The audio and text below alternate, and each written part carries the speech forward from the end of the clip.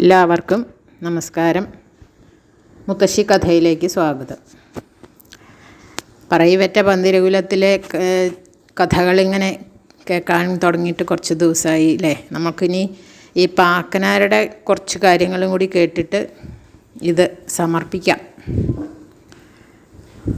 അച്ഛൻ്റെയും അമ്മയുടെയും ചാത്ത കൂട്ടാനായിട്ടാണ് ഈ അഗ്നിഹോത്രികളുടെ ഇല്ലത്ത് എല്ലാവരും, ബാക്കി മക്കളെല്ലാം ചെല്ലുക പതിവ്.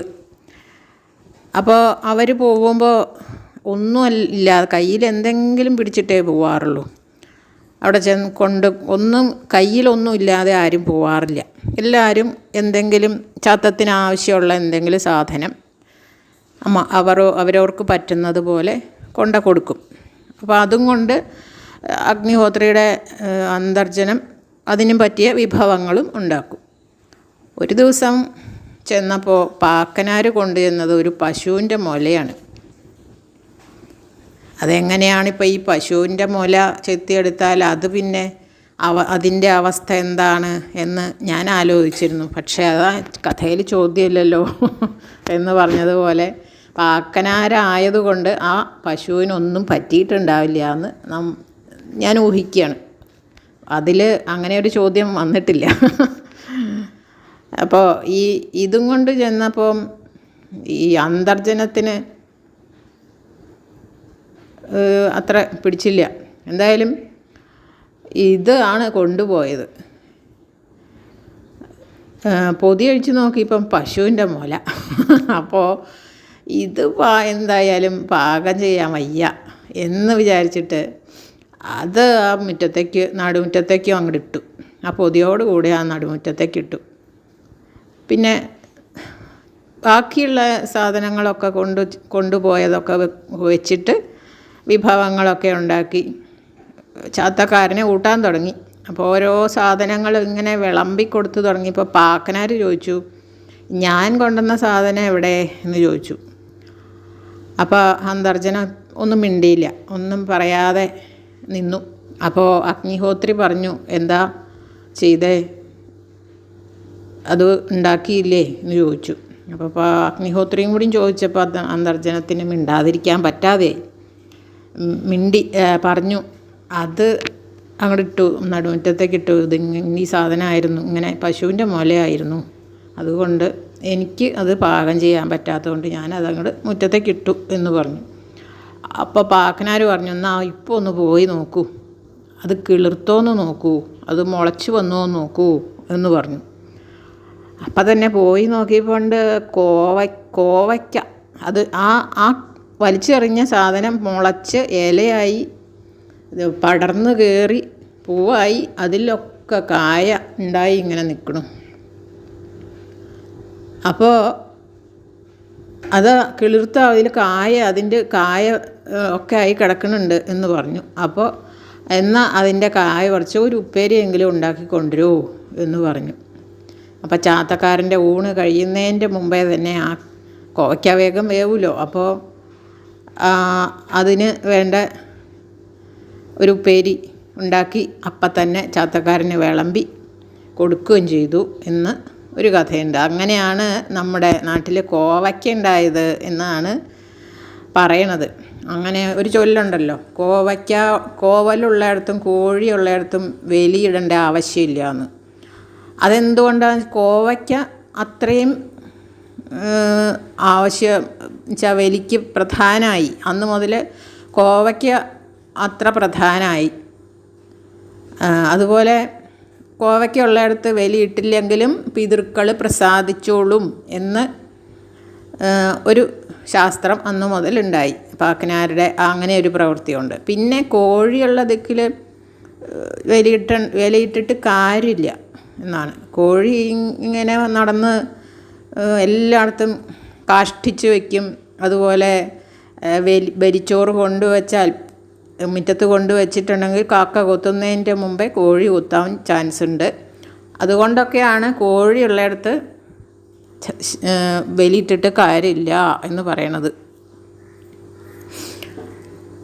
പിന്നെ ഒരു ദിവസം ഈ പാക്കനാരും ഭാര്യയുടെ പേര് കാളി എന്നാണ് ഞാൻ വായിച്ചിട്ടുള്ളത്. പാക്കനാരും കാളിയും കൂടി കാട്ടിൽ ഇങ്ങനെ അവരുടെ ജോലി എന്താണെന്ന് വെച്ചാൽ ഈ പറയൻ ജാതിയിൽപ്പെട്ടവരാണ്. അപ്പോൾ അവർ ഈ കൊട്ട നെയ്ത് ഉണ്ടാക്കി വിറ്റിട്ടാണ് ഉപജീവനം നടത്തുന്നത്. അപ്പോൾ അങ്ങനെ കാട്ടിക്കൂടി ഈ കൊട്ടയ്ക്കുള്ള സാധനങ്ങൾ ഉണ്ടാക്കാൻ വേണ്ടി ഈറ്റ വെട്ടാനും ഒക്കെ വേണ്ടിയിട്ട് ഇങ്ങനെ നടക്കുമ്പോൾ ഒരു നമ്പൂതിരി, പണ്ടത്തെ കാലത്ത് അത്രയ്ക്ക് ഒന്നും വരാൻ പാടില്ലല്ലോ, അങ്ങനെ ഒരു നിർബന്ധം ഉണ്ടായിരുന്നല്ലോ. വിറകൊടിച്ചുകൊണ്ട് നിൽക്കുമ്പോൾ അടുത്തുള്ള വഴി കൂടി ഒരു നമ്പൂരി വന്നു.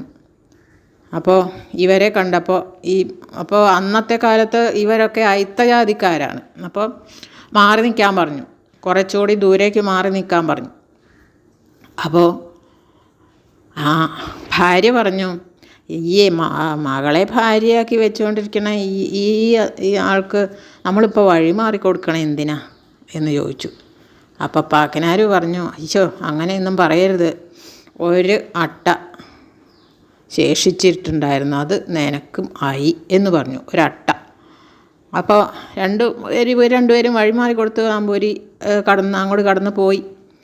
അപ്പോൾ ഈ ഭാര്യ ചോദിച്ചു, എന്താ ഈ അട്ടയുടെ കാര്യം പറഞ്ഞത് എന്താ, എനിക്കത് മനസ്സിലായില്ല എന്ന് പറഞ്ഞു.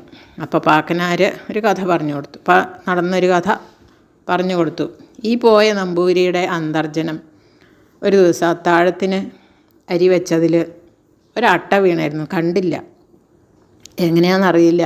പണ്ടത്തെ വീടുകളല്ലേ, അപ്പോൾ ചിലപ്പോൾ ഇപ്പോൾ ഈ ഓടിൻ്റെ അടിയിലോ അവിടെയൊക്കെ വന്നിരുന്നിട്ട് ഇങ്ങനെ വീണതായിരിക്കും കാണാതെ. അങ്ങനെ ഒരട്ടയെ കണ്ടു. ഈ ചോറ് ഈ നമ്പൂതിരി പറഞ്ഞു, അട്ടയെ അങ്ങോട്ട് എടുത്ത് കളഞ്ഞിട്ട് ഇത് പണിക്കാർക്ക് കൊടുക്കാം എന്ന് പറഞ്ഞു. അപ്രകാരം ഈ അന്തർജനം ചെയ്യുകയും ചെയ്തു. അപ്പോൾ ആ അട്ട വീണ ചോറാണ് ഈ ഭൃത്യന്മാർക്ക് കൊടുത്തത്. അതിൻ്റെ പാപം ഇദ്ദേഹത്തെ, എന്ത് പാപം ചെയ്താലും നമ്മൾ പരലോകത്ത് ചെന്നാൽ അതിൻ്റെ ഫലം അനുഭവിക്കേണ്ടി വരും. പാപമായാലും പുണ്യമായാലും. പാപം ചെയ്തിട്ടുണ്ടെങ്കിൽ ഇത് അറിയാതെ ചെയ്താൽ പോലും പാപം അനുഭവിക്കേണ്ടി വരും എന്നാണ് പറയുന്നത്. ഇത് അറിഞ്ഞിട്ട് ചെയ്തതാണ്. അട്ട വീണ് ചത്തിട്ടുള്ള ആ ചോറ് കൊടുക്കാൻ ആർക്കും കൊടുക്കാൻ പാടില്ല. അപ്പോൾ ഇതിനെ എടുത്ത് അങ്ങോട്ട് കളഞ്ഞിട്ട് പണിക്കാർക്ക് കൊടുക്കുക. അവരിപ്പോൾ അറിയണില്ലല്ലോ ഇതിലട്ട ഉണ്ടായിരുന്നു എന്നൊന്നും, അവർ സുഖമായിട്ട് ഊണും കഴിച്ചിട്ടുണ്ടാവും. അപ്പോൾ അങ്ങനെ ചെയ്യാൻ പാടില്ലല്ലോ. അപ്പോൾ അതൊരു പാപം ആണ്. അപ്പോൾ ഈ ഫലം അനുഭവിപ്പിക്കാൻ വേണ്ടി പരലോകത്ത് കുറേ അട്ടകളെ കൂട്ടിയിട്ടിട്ടുണ്ടത്രേ. അപ്പോൾ ഇദ്ദേഹം മരിച്ച് അവിടെ ചെന്ന് കഴിയുമ്പോൾ ആ അട്ടയെ മുഴുവനും തിന്നണം എന്നാണ് നിയമം. അങ്ങനെ യമധർമ്മരാജാവ് അങ്ങനെയാണ് നിശ്ചയിച്ചിരിക്കുന്നത്. ഇങ്ങനെ ഒരു പണി ചെയ്തില്ലേ, അപ്പോൾ ഇവിടെ വരുമ്പോൾ കുറച്ച് അട്ടയെ തീറ്റിക്കാം എന്ന് വിചാരിച്ചിരിക്കുന്നു യമധർമ്മൻ. ആ വിവരം ഈ ചിത്രഗുപ്തൻ ഉണ്ടല്ലോ, ചിത്രഗുപ്തൻ യമധർമ്മരാജാവിൻ്റെ കണക്കെഴുതണ ആളാണ്.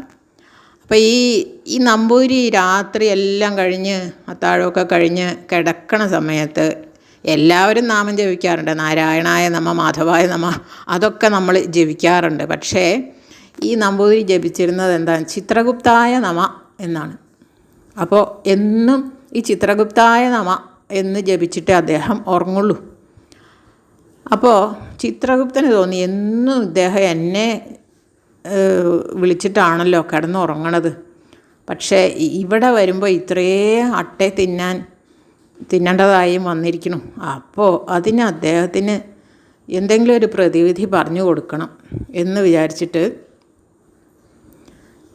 ഉറക്കത്തിൽ സ്വപ്നത്തിൽ പ്രത്യക്ഷമായി. അപ്പോൾ ഞാൻ ആരാന്ന് ചോദിച്ചു. അപ്പോൾ നമ്പൂരി ചോദിച്ചു, കണ്ടിട്ട് മനസ്സിലായില്ല, അപ്പോൾ ആരാ എന്ന് ചോദിച്ചു. അപ്പോൾ ഞാൻ ചിത്രഗുപ്തനാണ്, അങ്ങ് എല്ലാ ദിവസവും എന്നെ ഇങ്ങനെ വന്ദിച്ചിട്ടാണല്ലോ കിടക്കണത്, അപ്പോൾ ഒരു കാര്യം ഓർമ്മിപ്പിക്കാൻ വേണ്ടി വന്നതാണ് എന്ന് പറഞ്ഞു. അപ്പോൾ എന്താ എന്ന് ചോദിച്ചു. ഒരു ദിവസം അട്ട വീണ ചോറ് ഭൃത്യന്മാർക്ക് കൊടുപ്പിച്ചില്ലേ, അപ്പോൾ അത് അങ്ങ് മരിച്ച് അവിടെ വരുമ്പോൾ തീറ്റാനായിട്ട് അവിടെ കുറേ അട്ടയെ കൂട്ടിയിട്ടിട്ടുണ്ട്, അതിന് തക്ക തക്കതായ എന്തെങ്കിലും പ്രതിവിധി ചെയ്തിട്ടില്ലെങ്കിൽ ആട്ടയൊക്കെ തിന്നേണ്ടി വരും. അപ്പോൾ അവരവർ ചെയ്ത പാപത്തിൻ്റെ ഫലം അവരവരനുഭവിക്കാതെ ഒരു നിവൃത്തിയില്ല. അപ്പോൾ ഇതിന് എന്തെങ്കിലും ഒരു പ്രതിവിധി ചെയ്യാതിരുന്ന പ്രശ്നമാണ്. ചെയ്തില്ലെങ്കിൽ അവിടെ വരുമ്പോൾ ഈ അട്ടയൊക്കെ തിന്നേണ്ടി വരും എന്ന് പറഞ്ഞു. അയ്യോ, എന്താ ഇപ്പോൾ ഞാൻ ചെയ്യണ്ടേ? ഞാൻ എൻ്റെ അറിവില്ലായ്മ കൊണ്ട് അങ്ങനെയൊക്കെ ചെയ്തു പോയി. അത്രയും ചോറ് വെറുതെ കളയണമല്ലോ എന്ന് വിചാരിച്ചിട്ട് ഞാൻ അങ്ങനെയൊക്കെ ചെയ്തു പോയി. എന്താ ചെയ്യുക ഇനി? അപ്പോൾ ചിത്രഗുപ്തൻ ഒരു വഴി പറഞ്ഞു കൊടുത്തു. ഒരു വേളിക്ക് പ്രായമായ ഒരു കുട്ടി ഉണ്ടായിരുന്നു, ഒരു മകളുണ്ടായിരുന്നു ഈ നമ്പൂതിരിക്ക്. അപ്പോൾ ആ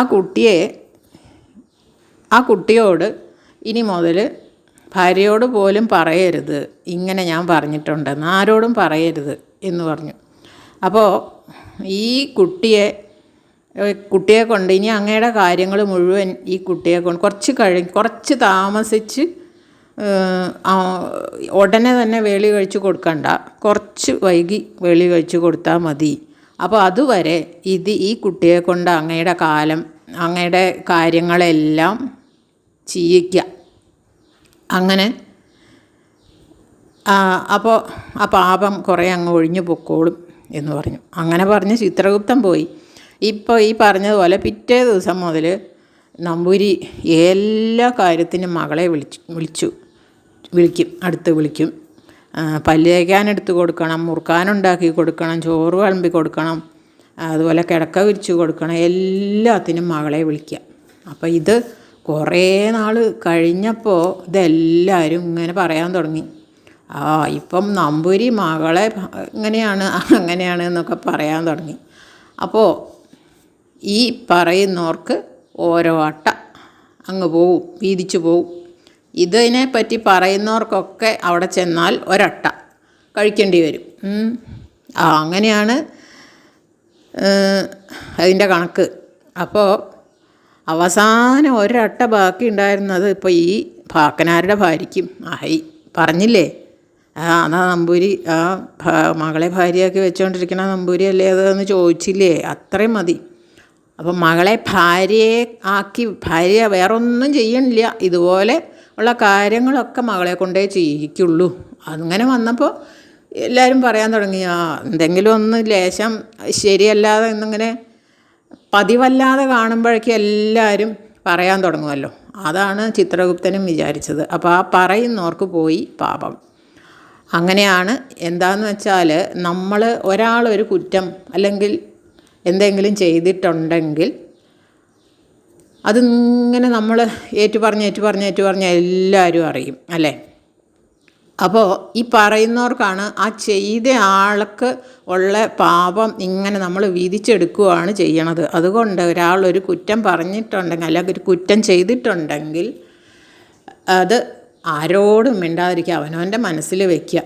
അല്ലെങ്കിൽ എന്താ ഉണ്ടാവുക എന്ന് വെച്ചാൽ അയാൾ ചെയ്ത ആ പാപത്തിൻ്റെ ഫലം ഇത്തിരി നമ്മളും അനുഭവിക്കേണ്ടി വരും. അവിടെ ചെല്ലുമ്പോൾ നമ്മൾ ഒരു തെറ്റും ചെയ്യാതെ അയാൾ ചെയ്തത് കുറ്റത്തിൻ്റെ പാപം നമ്മൾ എന്തിനനുഭവിക്കണു? അതുകൊണ്ട് ആരെന്ത് ചെയ്താലും നമ്മൾ കാമാന്ന് മിണ്ടാതെ ഇരിക്കുക, ഒരാളോടും മിണ്ടാതിരിക്കുക.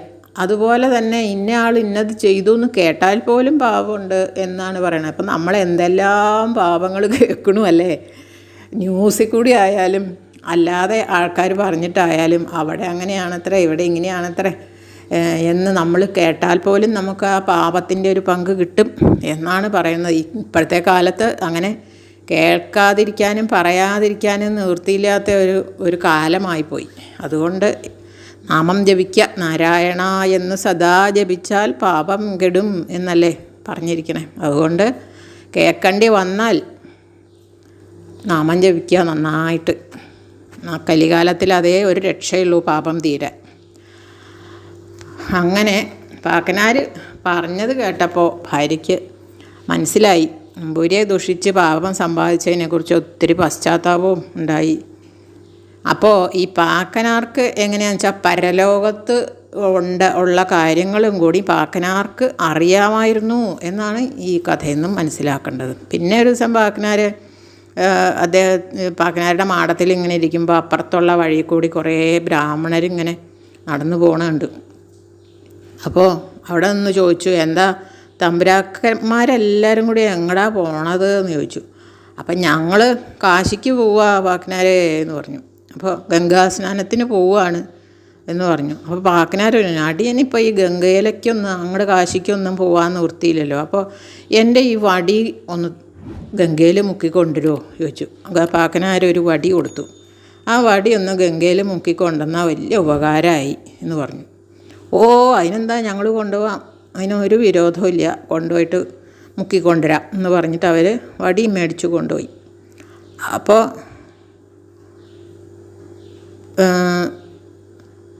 ഇതെന്തിനാണ് എന്ന് ചോദിച്ചു.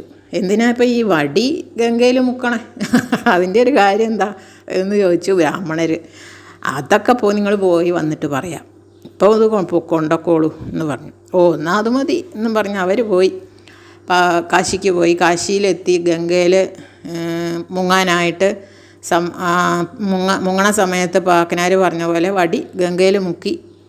ഇവർ മുങ്ങി, വടിയും ഗംഗയിൽ മുക്കി. അപ്പോൾ ഈ വെള്ളത്തിൻ്റെ അടിയിൽ നിന്ന് ആരോ പിടിച്ച് വലിച്ച് കൊണ്ടുപോയ പോലെ വടി അങ്ങോട്ട് പോയി. ഇവർ പിടിച്ചിട്ട് കിട്ടിയില്ല. അവർക്കാകെ വിഷമായി. ഇനിയിപ്പോൾ പാക്കനാരോട് എന്ത് പറയും, എന്താ ചെയ്യുക? സാരമില്ല, വെള്ളത്തിൽ മുങ്ങിപ്പോയി എന്ന് പറയാം.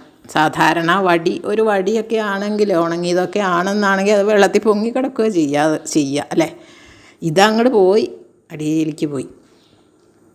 അവർ കാശി വിശ്വനാഥനെയൊക്കെ തൊഴുത് എല്ലാം കഴിഞ്ഞ് പുണ്യസ്ഥലങ്ങളിലൊക്കെ എല്ലായിടത്തും തീർത്ഥസ്നാനത്തിൽ സ്നാനഘട്ടങ്ങളിലൊക്കെ കുളിച്ചു, പുണ്യസ്ഥലങ്ങളിൽ അമ്പലങ്ങളിലൊക്കെ തൊഴുതു, എല്ലാം കഴിഞ്ഞ് നാട്ടിലെത്തി തിരിച്ച്. അപ്പോൾ പാക്കനാർ അവരുടെ പടിക്കലെത്തി. എൻ്റെ വടി എവിടെ എന്ന് ചോദിച്ചു. അപ്പം അവർ പറഞ്ഞു, അയ്യോ എൻ്റെ പാക്കനാരെ, വടി ഞങ്ങൾ ഇതുപോലെ വെള്ളത്തിൽ മുക്കിയപ്പോൾ അതങ്ങോട്ട് പോയി, അതങ്ങോട്ട് അടിയിലേക്ക് അങ്ങോട്ട് പോയി. ഗംഗയിലല്ലേ, പിന്നെ മുങ്ങി തപ്പാനൊന്നും പറ്റില്ലല്ലോ, അത് കൈമോശം വന്നു പോയി എന്ന് പറഞ്ഞു. അപ്പോൾ ഗംഗയിലാണോ, എന്നാൽ വഴിയുണ്ട് എന്ന് പറഞ്ഞു പാക്കനാർ. ഗംഗയിലാണോ പോയെന്ന വഴിയുണ്ട് എന്ന് പറഞ്ഞു. അപ്പം നിങ്ങൾ വിഷമിക്കണ്ട എന്ന് പറഞ്ഞു. അതെന്താ? അപ്പോൾ അതെങ്ങനെയാ എന്ന് ചോദിച്ചു. അപ്പോൾ പാക്കനാർ വേഗം അവിടെ അടുത്തുള്ള ഒരു കുളം, ആ കുളത്തിൻ്റെ വക്കത്ത് പോയി നിന്നിട്ട് എൻ്റെ വടി ഇങ്ങോട്ട് കാണട്ടെ എന്ന് പറഞ്ഞു. അപ്പോൾ ഉടനെ ആ കുളത്തിലെ വെള്ളത്തിൽ വടി, ആ വെള്ളത്തിൻ്റെ മുകളിൽ വടി പൊങ്ങി വന്ന് കിടന്നു. ഇത് കണ്ടപ്പോൾ അത് പാക്കനാർ എടുത്തു. ഇപ്പോൾ കുഴപ്പമൊന്നുമില്ല, എൻ്റെ വടി എനിക്ക് കിട്ടിയില്ലോ എന്ന് പറഞ്ഞു. അപ്പോൾ ഈ വെള്ളം ആയിട്ട് എവിടെ കാണുന്നു, അത് ലോകത്തുള്ള വെള്ളം മുഴുവനും ഗംഗാജലമാണ് എന്നാണ് പാക്കനാർ അതിൽ നിന്ന് മനസ്സിലാക്കി കൊടുത്തത് ബ്രാഹ്മണർക്ക്. എന്നുവെച്ചാൽ ഗംഗയിൽ കുളിക്കുക എന്ന് പറഞ്ഞിട്ട് അങ്ങ് കാശി വരെ പോകേണ്ട ആവശ്യമില്ല. ഇങ്ങനെ ഈ ഒരു തത്വം നമ്മൾ മുമ്പും കേട്ടതാണ്. ചാത്തൻ്റെ അകവൂർ ചാത്തൻ്റെ കഥ പറഞ്ഞപ്പോൾ നമ്മൾ പറഞ്ഞില്ലേ, മറ്റേ ഒരു ചുരക്ക കൊണ്ടുപോയി ഇങ്ങനെ എല്ലാ സ്നാനഘട്ടത്തിലും മുക്കി കൊണ്ടുവന്നിട്ട് അത് കൂട്ടാൻ വെച്ചപ്പോൾ അതിന് കയ്പ്പ് അല്ലേ, അത് മുമ്പേ പറഞ്ഞ് കേട്ടതല്ലേ. അതുപോലെ തന്നെയാണ്, ആ ഒരു തത്വം തന്നെയാണ് ഇവിടെ പാക്കനാരും പറയണത്. അതുപോലെ ഈ എല്ലാ വെള്ളവും ഗംഗാജലമാണ് എന്നൊരു ബോധം വരുത്താൻ വേണ്ടിയിട്ടാണ് പാക്കനാർ ഇത് ചെയ്തത്, ഈ വടിയും കൊടുത്തയച്ചത്. എന്നുവെച്ചാൽ കുളിക്കുമ്പം ഏത് വെള്ളത്തിൽ കുളിച്ചാലും, കിണറ്റിലെ വെള്ളത്തിലായാലും പുഴയിലെ വെള്ളത്തിലായാലും തോട്ടിലെ വെള്ളത്തിലായാലും എവിടെ കുളിച്ചാലും അത് ഗംഗാജലമാണ്. ഗംഗാസ്മരണ ഉണ്ടായാൽ മതി, ഗംഗയിൽ കുളിച്ച ഫലം കിട്ടും എന്നാണ് പറയണത്. അതിൽ ഏത് വെള്ളത്തിൽ കുളിക്കുമ്പോഴും നമ്മൾ കുളിക്കുമ്പം ഗംഗേ ച യമുനേ ചൈവ ഗോദാവരി സരസ്വതി നർമ്മദേ സിന്ധു കാവേരി ജലേസ്മിൻ സന്നിധിം കുരു, ഈ മന്ത്രം ജപിച്ച് തൊഴുത് ഗംഗയെ സ്മരിച്ചാൽ അത് ഗംഗയിൽ കുളിച്ച ഫലമാണ് കിട്ടുക. അപ്പോൾ അങ്ങനെ കാശിക്ക് പോകാൻ നിവൃത്തിയില്ലാത്തവർക്കൊക്കെ എന്നും കുളിക്കുമ്പോൾ നമുക്ക് ഈ ഒരു മന്ത്രം ജപിച്ചിട്ട് കുളിക്കാം. എന്നും ഗംഗയിൽ കുളിച്ച ഫലം കിട്ടും. അപ്പം നമ്മൾ ഇപ്പോൾ എല്ലാ വെള്ളവും ഗംഗാജലമാണ് എന്നുള്ള ഒരു ബോധം ഒരു മനുഷ്യനും ഉണ്ടെന്ന് തോന്നണില്ല. പുഴയായ പുഴ മുഴുവൻ മലിനമായി, അല്ലേ? കുളങ്ങൾ മുഴുവനും മലിനമായി. ഇനി തോടായ തോട് മുഴുവനും ചണ്ടിത്തങ്ങളാണ്. എന്താണെന്ന് വെച്ചാൽ എല്ലാ വേസ്റ്റും തോട്ടിലേക്കാണ് എല്ലാവരും ഇടുന്നത്. എന്ത് വേസ്റ്റ് കിട്ടിയാലും അവനവൻ്റെ സ്ഥലം വൃത്തിയായി കിടന്നാൽ മതി. മറ്റുള്ളവരുടെ എങ്ങനെയായാലും കുഴപ്പമില്ല. അപ്പുറത്തേക്ക് അങ്ങോട്ട് ഇടുക. അപ്പുറത്തെങ്ങാനും ഒരു തോടുണ്ടെങ്കിൽ അതിലേക്ക് അങ്ങോട്ട് ഇടുക വേസ്റ്റ്. അല്ലെങ്കിൽ പുഴയിൽ കൊണ്ട് തട്ടുക. നമ്മൾ പുഴയിലൊക്കെ ഭാരതപ്പുഴയിലെ അതിൽ ആ ഭാഗത്തൂടെയൊക്കെ പോയാൽ കാണാൻ ചാക്കും കെട്ടുകൾ. എന്തെല്ലാം മാലിന്യങ്ങളാണ് ആ പുഴയിലൊക്കെ കിടക്കണേന്നോ, ഒന്നും കാണാൻ വയ്യ.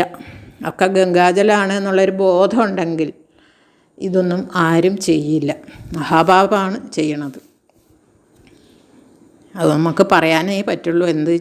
നമ്മൾ വിചാരിച്ചാൽ ഒന്നും ചെയ്യാൻ പറ്റാത്ത ഒരവസ്ഥയാണിപ്പോൾ. പിന്നെ ആഴുവാഞ്ചേരി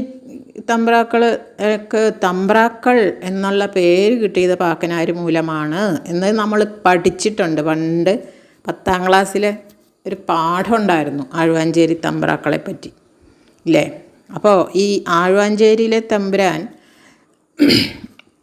എവിടെയോ ഒരു രാജാവിൻ്റെ ഹിരണ്യഗർഭം എന്നുള്ള ഒരു ചടങ്ങൊക്കെ കഴിഞ്ഞിട്ട് കിട്ടിയ സ്വർണം കൊണ്ടുള്ള ഒരു പശുവിനെ തണ്ട് വെച്ച് എടുത്തുകൊണ്ട് പോണത് പാക്കനാർ കണ്ടു. അപ്പോൾ പാക്കനാർ കണ്ടു. അപ്പോൾ വഴിയിൽ വെച്ച് തടുത്തു.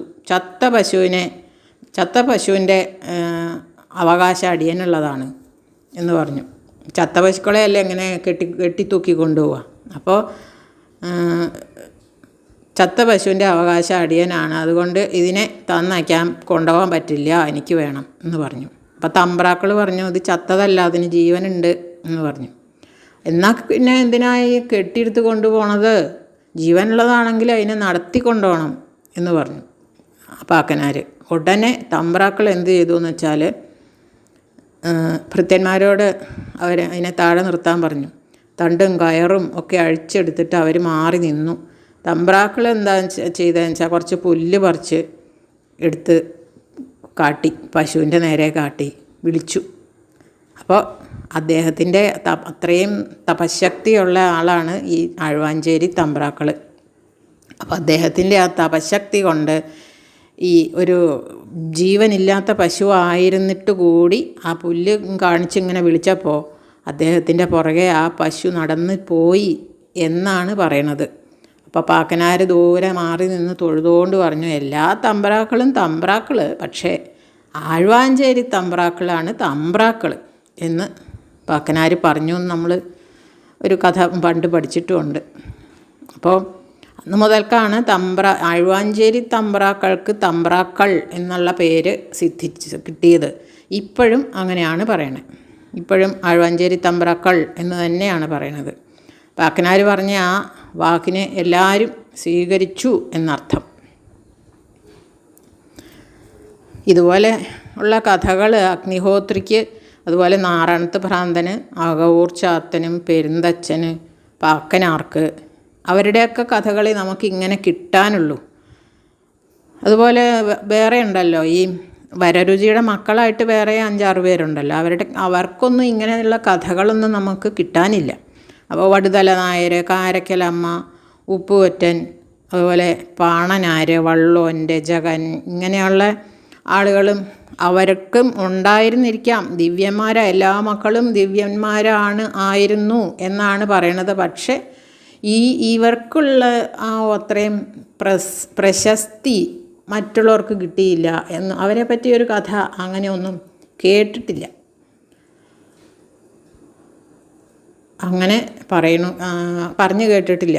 അതൊന്നും ഐതിഹ്യമാലയിൽ പോലും വായിച്ചും കണ്ടിട്ടില്ല. അതിലും പറയണത് ഇതുപോലെ 5-6 പേർക്ക് ഇതുപോലെയുള്ള കഥകൾ അവരുടെ ദിവ്യത്വങ്ങളെ പറഞ്ഞു കേട്ടിട്ടുള്ളൂ എന്നാണ്. അപ്പോൾ എന്തായാലും നമുക്ക് ഈ പറയിപെറ്റ പന്തിരുകുലത്തിൻ്റെ കഥകൾ ഇവിടെ നിർത്താം.